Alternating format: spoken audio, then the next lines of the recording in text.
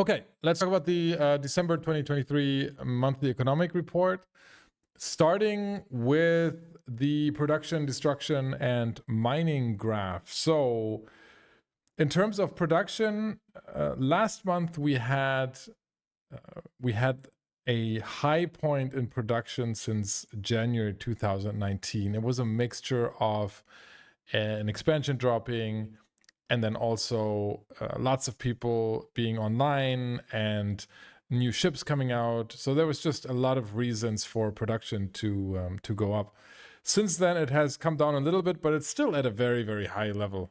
So I would say, production is down, but at a fairly high level. If we look at destruction, it's similar. We were seeing for the new expansion, we were seeing an uptick in destruction.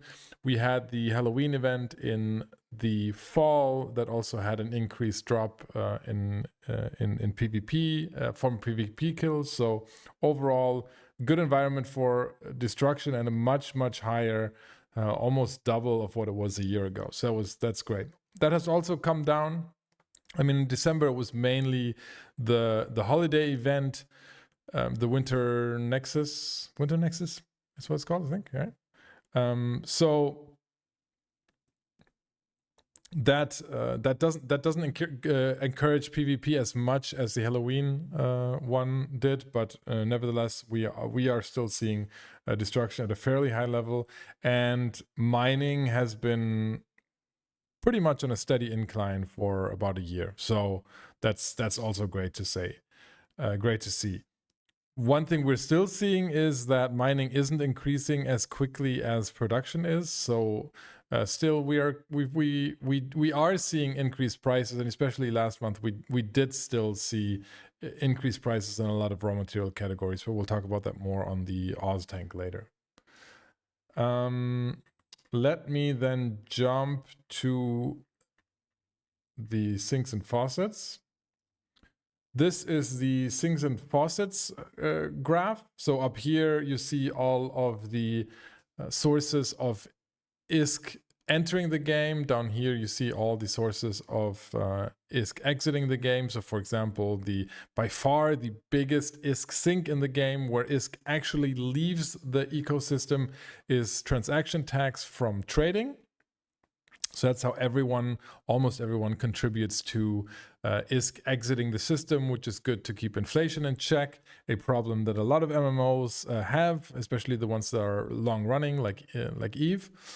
And on the other hand, you have ISK being created. Most of this is from bounties and commodity markets, meaning blue loot, red loot. So when people go ratting or they go in abyssal space and they sell their loot back to standing NPC buy orders, ISK gets created out of thin air, and that's what we call an ISK faucet right here. Overall, interestingly enough, if you look at last month, there really wasn't a change in the ISK availability overall. So what you're seeing here is the beginning of the month monetary level. So amount of ISK in game, that's 2,108 trillion, and at the end of the month it was 2,101 trillion. So it's there. The difference wasn't all that much. And that's because the faucets added up to 175 trillion and the sinks to 113. And we have an active ISK delta of -68. That means either GM actions such as bot bans, but that is more something they do in waves and it's probably the smaller part. The other part is actually people leaving the game. So people becoming inactive after 3 months of not playing the game. And that is, that is 70 trillion in this case. We could actually, let me actually do this right here. Hold on. We could look up what that compares to over time. So let's go in here. And if we look at the active ISK delta here, we see the -68 right here. And so while last month we had a huge influx of new players. This was in November. This was an expansion. This was free, I think 7 days free Omega. So a lot of people returning to the game. So we had one of the biggest active ISK deltas ever in plus 104 trillion. And then we had now the quite the opposite. So minus 70 trillion, which is, quite big overall. So if we're looking at the money supply in game, which is the result of ISK Sinks and Faucets, we see that it's pretty flat, but over the last month or two, it had been increasing very, very sharply. So this is mainly due to new players returning. So the question on this is always, if you're looking at the money supply, if people come back and actually throw around their ISK, then we have an inflation risk. If they come back and they really just check out the new content and they go back into hiding without spending a big chunk of their ISK, then there really isn't this ISK was there, but it wasn't really in action, and that's what we call ISK velocity. And so there is no real threat for inflation. So you could imagine a whole bunch of people coming back, throwing their ISK around. That will increase prices because they will just have very deep pockets to buy all the stuff that you can then not afford anymore. So, but overall, ISK supply over the last month was rather flat. If we look at the ISK sinks and faucets over time, you can see here the incredibly sharp increase in overseer personal effects.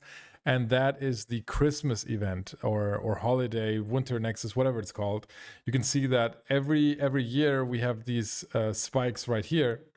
And that so this is not out of the ordinary. This is what it's always been like.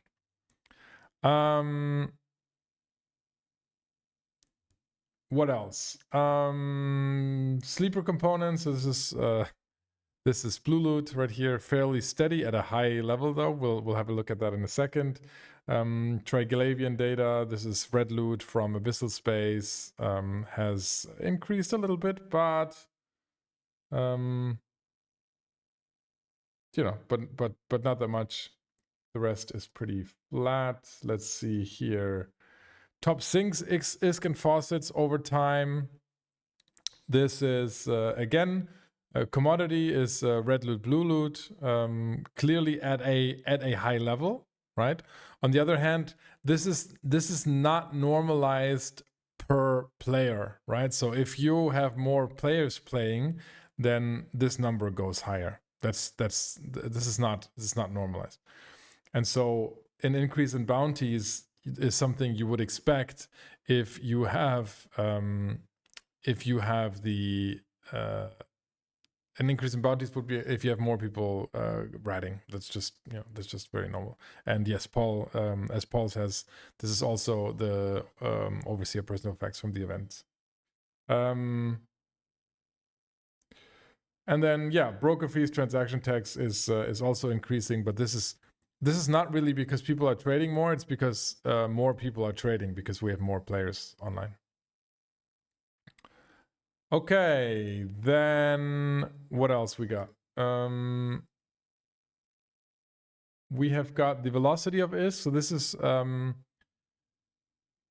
this is what I was talking about earlier with the ISK supply and inflation. So while we have more ISK in the game, the velocity of ISK has dropped, and that means we have more ISK to throw around, but that ISK is not being thrown around. It's just being sat on. And so while that might seem like a very negative thing, it's also it is good for keeping inflation in check with increasing money supply. On the other hand, it is an indicator of the economy not running as hot or not being as lively as it could be, because we just have more ISK sitting around. You'd rather want people actually using their ISK, actually doing stuff with it, because that's also in the real world how you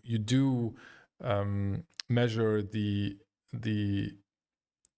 success of an economy, because you would in the real world you would be looking at something like GDP, and typically, if people aren't using their ISK and they're just sitting on it, then it's not actually doing anything. It's not like we have a banking system in Eve, right? It's not like the money that is sitting around is actually doing something, unless you're like me and you're running an investment fund.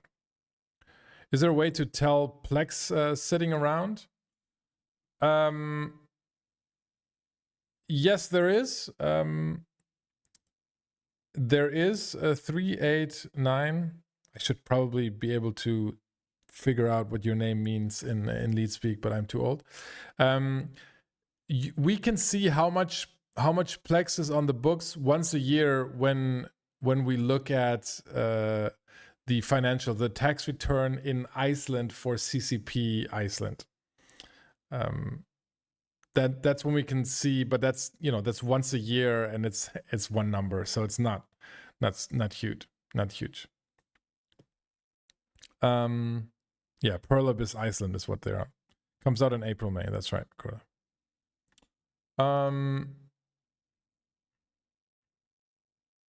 Yeah. This is pricing indices. So these are manually curated baskets, right? Item baskets, apparently by CCP Recurve, whom I don't think I've met. I don't know. If you're there, Recurve, do speak up, please. But I don't. If I've met you under a different name. So this is so-called scarcity. This is where mineral availability was reduced by a lot, and so it increased in price. There's a lot of isogen bottleneck, etc. That has driven, to an extent, a little bit an increase in primary and secondary production price indices, but overall, if you're looking at the recent development, there hasn't really been a change in a drastic change in these prices over the last 5 or 6 months. And what else? Then we just have this right here. We always look at this. So this is the Wormhole net trade summary. So you can see how much blue loot exits Wormhole space, and on this, if you look at these two numbers, that's what we've been looking at over the last year, just because these numbers are quite tremendous. So here you're looking at almost 19 trillion. This number has gone up a little again. So C5 and C6 wormholes are generating 19 trillion a month, which is quite significant.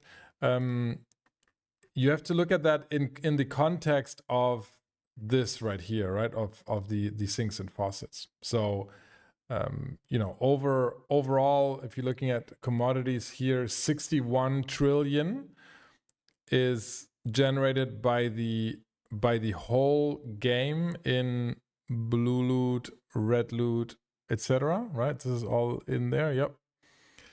And sleeper loot. And so this 19 trillion is exactly 1/3 of that. So 1/3 of all commodities created is created in C5, C6 wormholes.